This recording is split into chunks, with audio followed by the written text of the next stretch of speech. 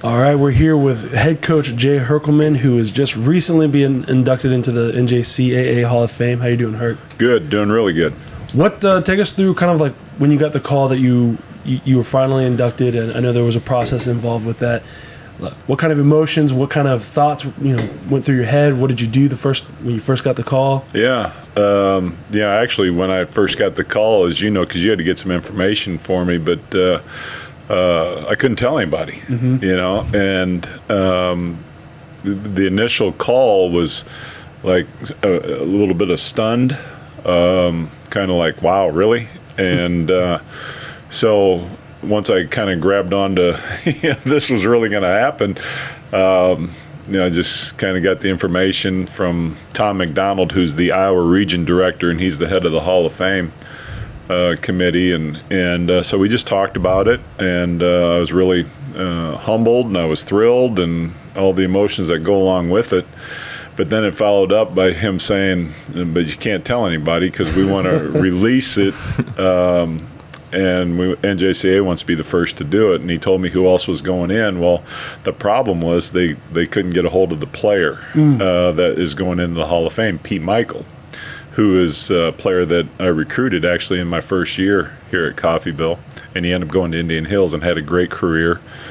Played at Cincinnati, and then he went overseas, I think, and that's why they couldn't get a hold of him. So it took a while before they actually notified him, and then they were able to release it. But when it got out, it was kind of what they thought. Just with social media and stuff, really blossomed or took off, whatever you want to say. I mean, on social media, I was really kind of stunned by all of that. The people that were tweeting it, mentioning it, liking it, retweeting it, it was pretty cool. When you got the call that everything was going to get pressed out, everything was going to be official and everything, who was the first person you called?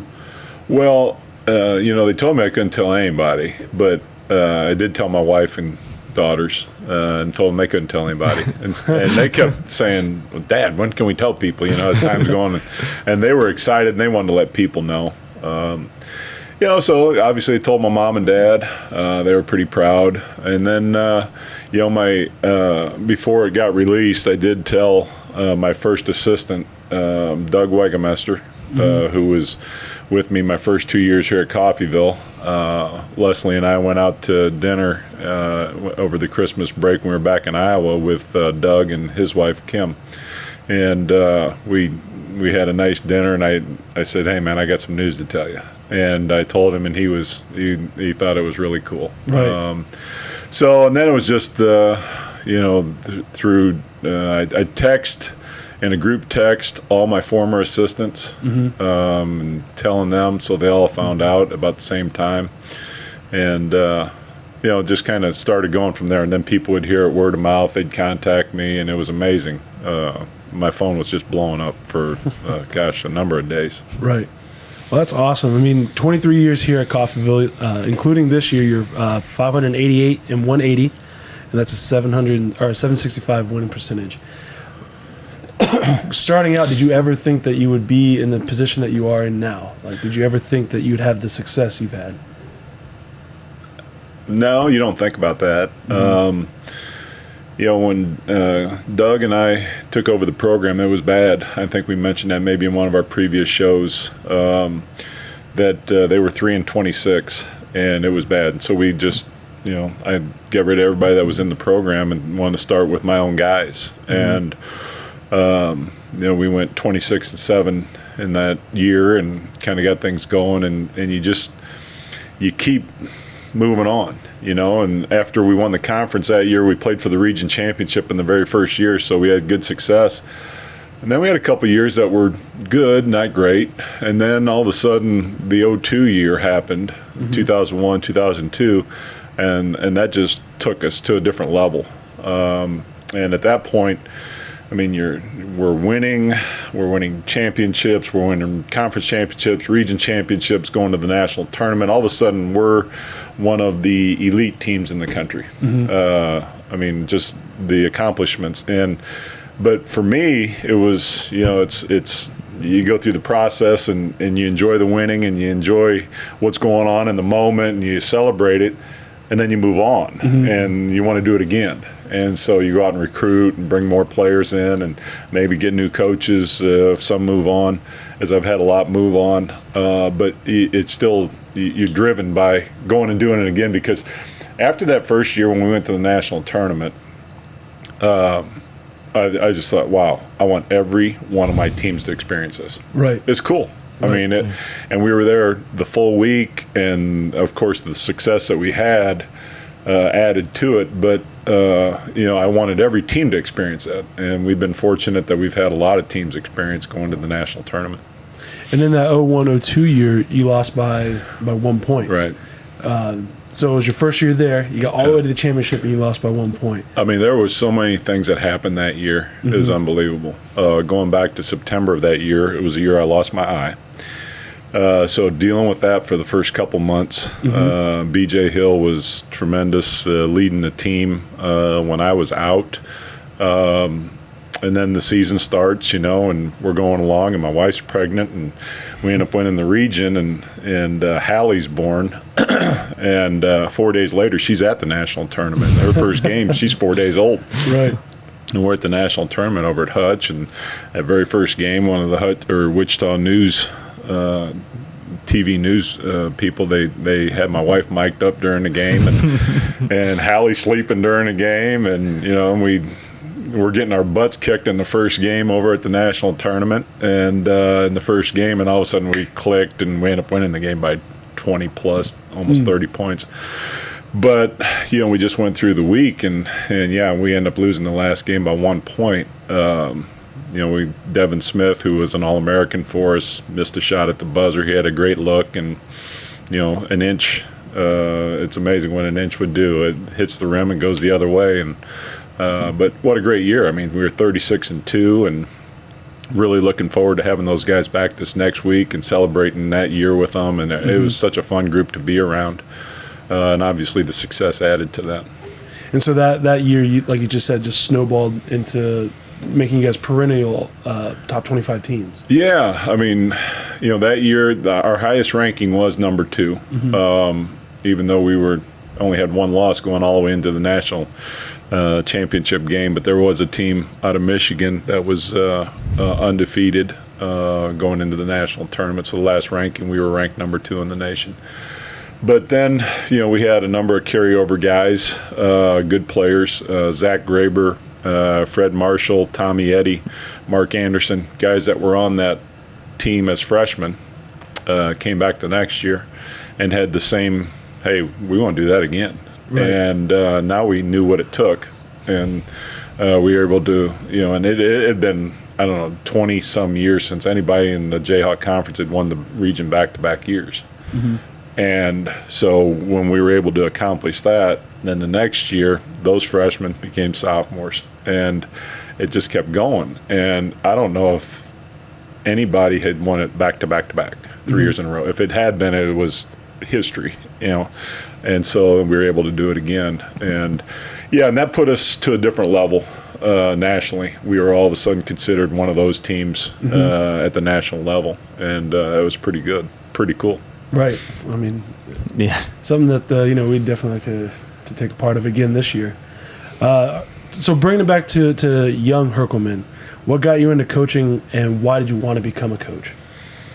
Well, I loved playing, and and when I got done playing, and I just always thought I would coach, and I didn't really want to get into the high school coaching, so I wanted to stay at the college level. And so I was fortunate. As soon as I got done, I played junior college ball 2 years, and then I went to the University of Dubuque, which is a small 4-year school in northeast Iowa. And after I got done there, Coach Davison, who was here a couple years ago and gave me an award for coaching that the University of Dubuque has, he was here, I think it was 2 years ago. But he got me started. He coached me for the final 2 years. Then I was able to stay on with him. I coached the JV team that first year and was assistant on the varsity. The next year I was full-time assistant on the varsity. And then I realized, hey, this is what I want to do. And people were giving me advice as far as, if you want to stay at this level, you probably need to get a master's degree. So I started applying, and the only interview I got was Fort Hays State, and ended up getting the job. Did my master's there, so that's how I got down into this part of the country, and just kept moving along until I found something that was going to stick, and obviously this right here is what stuck. Yeah, for 23 years. Yeah. I mean, Zach's actually had the opportunity, the pleasure, if you want to say that. And yeah. You grew up in it. 26 years old, so obviously for the first 3, I'm not really remembering those years. Right. So, what's it been like just being in Coffeyville for that long? Well, people ask me all the time, coaches that come in and recruit our players, they see it's small town, and they're like, why do you stay? You've had opportunities to move and stuff, and they just don't get it. From my perspective, I don't need all the big city stuff. In fact, I don't like big cities. I don't like traffic, and but I'm okay with. I've been in a smaller community for a long time. At Fort Hays State, Hays, Kansas was bigger than Coffeyville, but it was a smaller community. Portales, New Mexico, where I was at in eastern New Mexico, was a smaller community. Miami, Oklahoma, very similar to Coffeyville. So I was around that. Okay, so that part of it didn't bother me. The thing that the couple things that kept me here and was the support that I got from the college and this community, and the fact that it was a good place to raise the girls.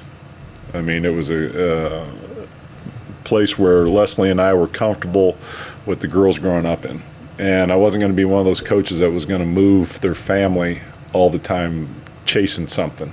Did I know, I was going to be here 23 years? At that time, no.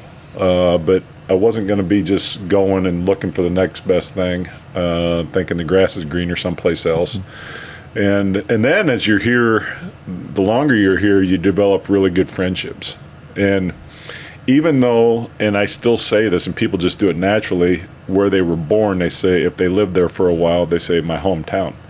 Well, Coffeyville's my hometown. I mean, I've been in Coffeyville longer than I was in Clinton, Iowa, where I grew up. So, but I've got great friendships here, great support from the community, and that's why. And it's obviously it's done well. The girls love growing up here, so it's been really good for us.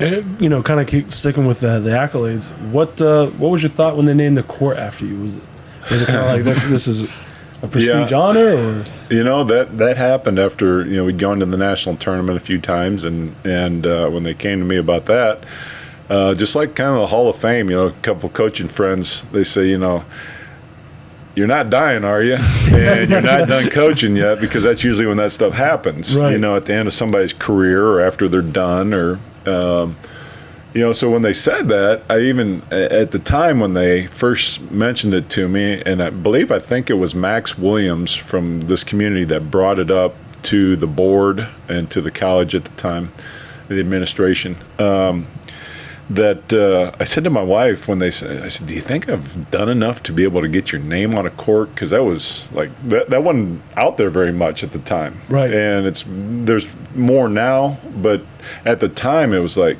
dang. And she said, her comment to me was, if you don't say yes now, they'll probably never ask you again. And so I said, yeah, you're right. So so they did it. And I mean, every day I go out there and practice, I notice it. I mean, it's as I said before, it's pretty cool. Right, right. Who do you credit for your success, and why do you give them that credit? Boy, I mean, along the way, you just develop your philosophy of what you're doing through different coaches that you're around, and whether it's stuff that you like that they did or stuff that you noticed that I didn't like that, so you don't want to do that. Mm-hmm. I mean, the stuff we do in conditioning in September that our players hate, I did when I was a player, so I got that from my coach at Dubuque, John Davison. And, I mean, it got us in shape back then, so I figured it would work here, and it's what we do. But, just one of the guys, and he wasn't even a head coach, he was assistant coach, Mark Comstock, when I was at Fort Hays State, had a huge influence in me. Just his friendship, but also just how he thought about basketball and the way he made me think about basketball when I was young. And then Randy Gibson, who, when I was at NEO, he was the women's coach. And I was the men's and women's assistant coach when I was at NEO. And Randy was as good a basketball coach as I've been around. And so he had a big influence in a lot of things that I do and how I think about the game. Mm-hmm. And then at the national level, I've always been a big fan of Tom Izzo. I got the opportunity back in 2003 to coach USA basketball out in Colorado Springs, the U.S. Basketball teams that played overseas in international play. Tom Izzo was the head coach at the time, and got to be around him and visit with him, and always been a fan of his and his intensity and mm-hmm. how he goes about things, and just love his passion for the game. So there's a number of guys, and one of the programs that I just love how they play, and people don't think it's very exciting, is Tony Bennett at Virginia. Tony Bennett's dad, Dick Bennett, was a big factor in how we play defense because of his style of defense, and they called it pack line defense, and we call it our gap defense. But our defense is based on what his dad's principles were, and Virginia still has that, and they're so good. So. And sound fundamentally. So there's a lot of different people that influence how you do things, and then you got to figure out what works for you. Mm-hmm. You know, that's the big key in coaching is, okay, you see those guys do that stuff, but, you know, when things go wrong in practice or in games, you got to be the one that's fixing things. And when your players come to you and say, hey, what's going on here, you got to have the answer. Right. And so you got to figure out what works for you. You know, along the way, a lot of people influence it, but you got to make up your own decisions as far as how you're going to run your program. I mean, throughout the year, I mean, I know that I've heard it growing up throughout the years that, you know, as I've gotten older, I've gotten softer, or as coaches speak. Throughout your tenure as coaching, as a head coach or assistant coach and moving on, what's been the biggest change of you that you've noticed? You know, I've had former players come and watch practice or be around me in games and stuff, and they'll make those comments that you're getting soft. You know, but the thing is, I don't think I'm getting soft. It's just that I'm not yelling at them. Right. You know, so right. they see a different level. It's at somebody else, so it's not affecting their life. You know, it's not affecting them in the moment. So mm-hmm. they think I'm getting softer. You know, but you know, the game has changed. Just. You know, I think Golden State in recent years has really had an influence of how people look at the game, where it's more wide open and more threes being shot and all the analytics that are going on in the NBA. And I think that really pertains more to the NBA because in college, you know, you don't have paid players that right. can be as good as what Golden State has or what the Houston Rockets have or, you know, Cleveland Cavaliers. So the game has changed in that respect, just how people play it and how people view it. We haven't gone to that level of playing that way. I've kind of stayed still with the same. I'm a big Alabama football fan, and I may have mentioned that before, and Roll Tide, national champions. But their mentality of just the toughness and the discipline that Nick Saban instills in that football program is kind of what I would like for our basketball team, that same type of mentality and toughness, and you win with discipline, you win with good defense, and I think we kind of play that way. And then bringing into the Red Raven years, you went to we mentioned this before, you went 3 consecutive years to the NJCAA tournament and then had a little bit of a break, and then you returned to 2 more straight years. I mean, how have those expectations of you and your program, how has that shaped you as a person? I mean, you have a target on your back no matter where you go, and now everyone here expects you to live up to that level.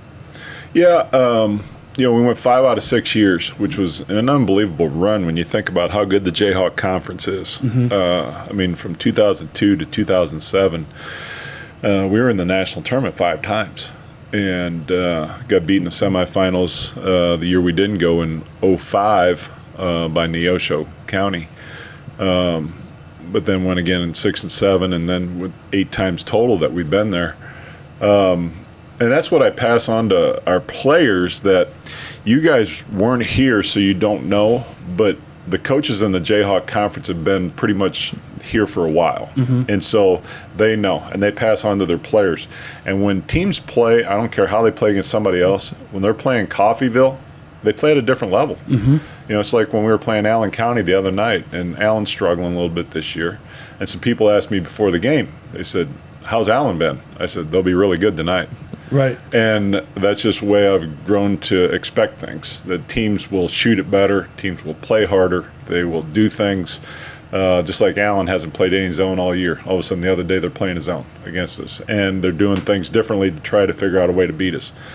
And that's the thing you try to pass on to your players, but they don't understand it until they experience it. You know, because they weren't here during those runs. You know, you don't have guys for 3 and 4 years. You have guys for 1 or 2 years. But we get that message across, hopefully, and they understand. And the reason we've been able to maintain things is because players want to play in a successful program, and that's what I tell them when we play big games. Last year in the region championship, I said, you guys came to Coffeyville to be in this position. You know, this is why you came here. You didn't come here to be mediocre. You know, you can go other places and be mediocre. We're getting ready to play Hutch. I mean, I had our guys believing we're going to go win this game. You know, because this is why you came to Coffeyville, and this is what we do at Coffeyville. And we went out and won it. And so getting those players to buy into, okay, this is what we do at Coffeyville. We win championships. And if we don't, you know, it's not okay. Right. Right. A little bit like the New York Yankees, as much as I don't like to say it. Yeah, we won't talk about that. Continuing on to your career, like the rest of your career, because, I mean, like you said, you're not done. And, like, what are you wanting to accomplish? What more are you wanting to accomplish? A national championship. I mean, really, that's what I want to accomplish. You know, that feeling that night in 2002, you know, it was tough. Because we had such a great year. And you wonder, geez, will we ever get back there again? And then, you know, we got to the Final Four again. And we finished third in the nation another time. But to get to that point and to be able to win that game is obviously what I keep striving for. And that's the ultimate goal. I mean, we still want to run a first-class program. We still want to have good kids and do the things that we've been doing. But for me, in this program, and I think the people that have been supporters from day one for me, that have been around, you know, I would love to get a national championship, you know. And will that happen? I don't know, but we're going to keep striving to try to do it. And finally, if you had to give advice to a coach that's starting out, day one, from a Hall of Famer, what advice would you give? Be patient. I mean, it's hard to be patient, but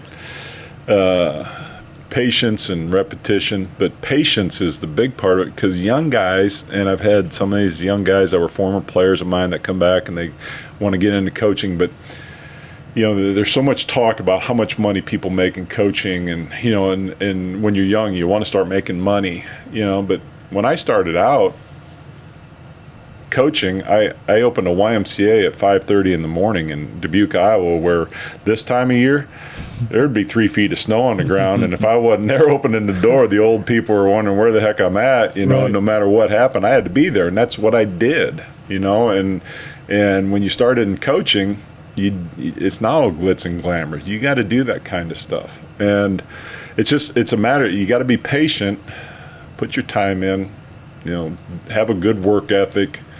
Meet as many people and network as much as you can.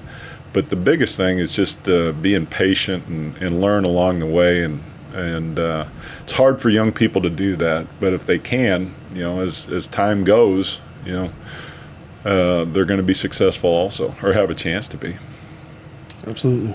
You know, Justin, my young guy that's with me now, he's doing a great job. And I keep telling him stories, and he asks questions and stuff. And you know, he's here for his first year, and I got 23 years of here. And yesterday we went to Topeka to go recruiting, and I'm talking to him about, you know, just things in this program over the years. And you know, for him, I think he's going to be good at this profession. He's got a good work ethic. He's got a good mind. But the thing is just being patient. And if you are, you know, things will happen for you. Well, Herg, we definitely appreciate, taking the time out today, and, I'm sure the community, and for the short time I've known you, I mean, we thank you for what you've done, here, and, hopefully we continue this on and we get that ring soon. I don't know if it'll be 23 more years, but I've enjoyed the 23 years to this point, and my wife says, I'm not retiring anytime soon, and I don't want to. I still love it. I love coaching, and I'm still driven, and hopefully sometime down the near future we can get a national championship, and but we're going to keep striving. So thanks for having me. Yes, sir.